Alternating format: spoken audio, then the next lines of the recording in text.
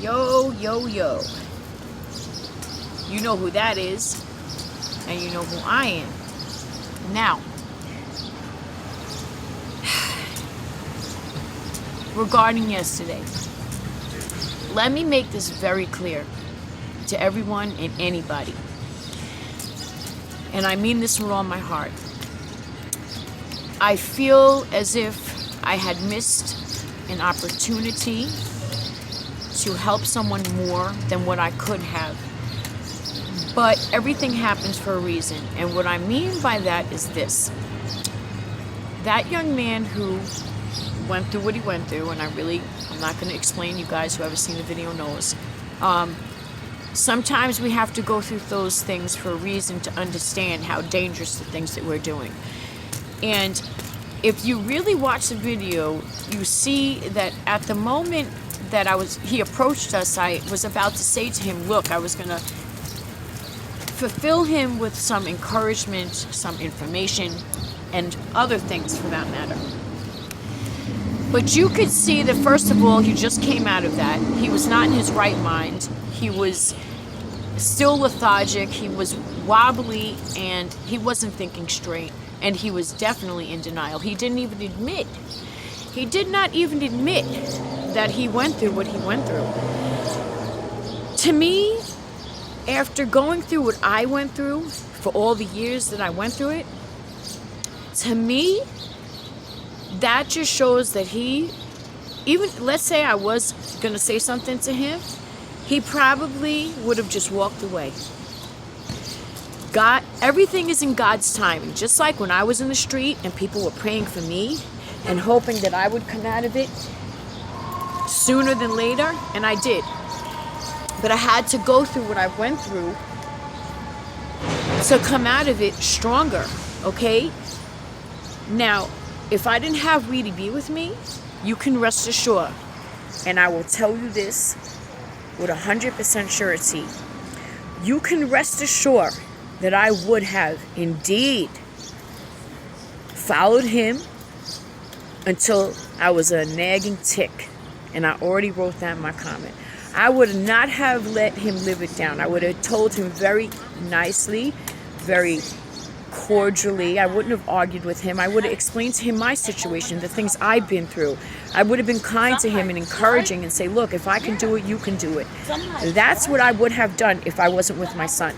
Now, while that was going on, I did block Weedy B's view from all of this, and Weedy B was getting very frustrated. On one end, I wanted to walk away, but I did call the ambulance for him, and so did others. I felt responsible to stay there and see the outcome of the situation, and I knew he was going to be okay. I knew the whole time. I knew 100%. My spirit speaks to me. Okay, I am very connected. I've always been. But I'm realizing as I get older, I'm getting more and more connected as I reach a certain maturity and age and more experience and more knowledge, especially after the pandemic. I feel like a whole nother person. Like before the pandemic, I could say that I was wise beyond my years and experiences, but I can tell you now, 100%, that in 2 years from now, I'll be saying that I'm wiser than I was now. You understand? So, please, let me make this very clear. Nothing about that situation was funny. But what was funny is, you see this little mark right here? Okay? That was a blood blister I had on my nose. So the man came up to me and said, you have blood on your nose. And I said to him, that's lipstick. I didn't realize he was talking about this little mark right here. And you have to understand something. When you're in the street like that, you don't have a moral compass as far as like, ew, this person got this on them. Come on now. I know the deal. I don't know how hardcore he is, but obviously he's doing the deed because he was where he was, and that was happening to him. Okay, I don't know if he has a place to live or not. I don't know if he's living, in abandoned buildings like I was, or under bridges, or what. It doesn't matter. He's in the predicament he's in. He's doing what he's doing, and he needs help. But he got skeeved away from that little dot on my nose, and I thought that was hilarious. I'm sorry. I thought that was very funny. After what he just went through, you're gonna be like, ew. When he asked me for money, and honestly, if I would have gave him money, if he would have took it, I was going to break a bill and give him something. And I would have said, spend it on food. Or let me buy you some food. Something besides that. But you know what happens when someone takes Narcan? Yes. You waking up with a chippy on the shoulder. Okay? Yes. And that chip is going to be huge. That's why he had no patience to wait for nothing. His brain could not even comprehend what was going on around him. Like, a normal person wouldn't have cared in that state. Like, when you're sick, you're not going to care. Especially when you're dabbling with that stuff. You're not going to care if someone has a dot on their nose. You're not going to give a sass about that. Okay? You just want what you want, and that is it. So, be that as it may, seeing his reaction to what was going on, I knew that he was not in his right mind. Okay? And I just want you guys to know, with all sincerity, if I see that young man again, excuse me, the tea is coming up. Waiting for Tito, by the way. If I see that young man again, I will indeed have the talk with him. And if Weedy B is with me, I will try to use words that are not so descriptive, like I try to do when Weedy B is around. And I will try to let him know that there is hope for him. I do feel bad that I didn't say anything even after he was talking about all that nonsense about my nose and whatnot. But at the same time, I was about to say something to him. And anybody who watches the video will hear that I was about to say something, and he interrupted. And then I asked him, I said, what happened with you? And he said, oh, I hit my head. I said, well, how they revived you? Oh, they revived me by a gas mask. I was like, he's in denial. He's in denial, guys. What can I do? What could I do at that point? You know? So please, like I said, let's not be so, and I don't mean this to anybody, but yes, I feel bad. Of course I do. I feel very bad. I feel guilty. And I feel like my foot is in my mouth. My foot is in my mouth. I'm not a liar. But at the same time, I was going to say something to him. Everything just got very strange. It got very awkward. But please know that my heart is always in the right place. And me and Tito were not laughing at this man. Okay? Now, be that as it may, anybody, Miss Robin, yes, that's me, Ruby. Okay? That's the name of, is Robin or Ruby? Yeah, that's me. Okay? There's Tito Love. There's Tito Love. Listen, honey.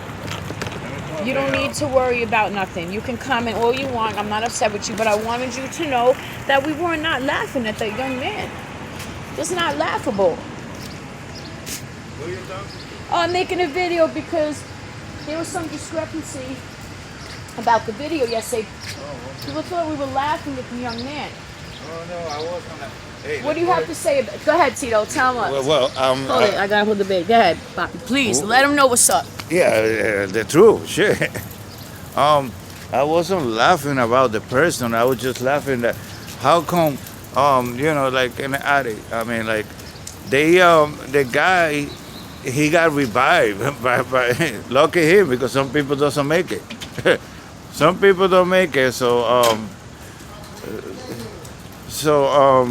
what I was saying was I laughed because he got up and then he comes and he had the nerve to like, oh, can I have $5, bro?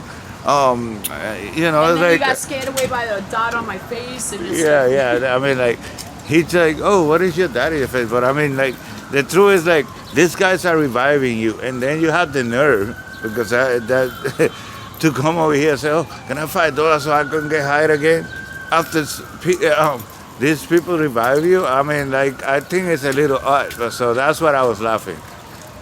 Because I was like, holy crap. And you've seen it one too many times, right, Tito? Yeah, I said, holy crap, this guy is insane. It's like he probably thinking in his mind, and like, damn, this motherfucker just took my highway, and now I have to look for another one. And then one day you're never gonna get up. Anyway, whatever, it is what it is. So yeah. All right, I'm putting it back. Bye. So it is what it is, guys. Let's just keep that young man in prayer. But we would never laugh at such a situation. You've seen the reaction while it was happening. Nobody was laughing, but certain reactions to people in such situations, some things are just, it doesn't make any sense. So it is what it is. Keep him in prayer, and God is in control. Ultimately, God is in control. Listen, today Tito dropped a $1 bill on the floor. This is just to let you know what's going on here. In other terms, in spiritual terms. So every day I see my birthday, 12:16 on the clock. Every day I see 11:11. There was a time frame where I was seeing 11:11 every single day, noon and night, morning and night. Okay? And then it had ceased for a little while, and then I started seeing it again. It just started again. It seems like during a certain time frame of the months, I start seeing certain times. So 11:11, 12:16, and then today Tito dropped a $1 bill, and you know what I seen? I said, Tito, give me that bill. I said, there's a number on it that's significant. I never seen this bill before. Tito said, oh God, I hope it doesn't have 3 6s on it.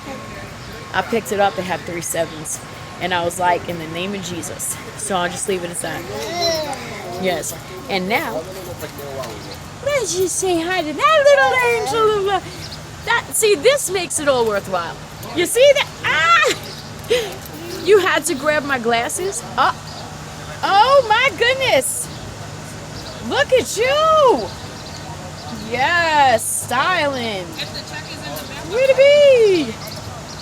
I'm so proud of you, little old Weedy B. Yes. Look how handsome he looks, everyone. He looks so handsome with his glasses. Yes, he does. I love you, Bubs. You're a good boy. Okay, everyone. Have a wonderful day. And I will see you guys later. I don't feel too good, guys. You see the bags on my eyes? I'm coming off the methadone. I have to come off of it. I have to, because it's not good for me. I need to come off of it. I'm doing the best I can. Everyone have a wonderful day. Ciao.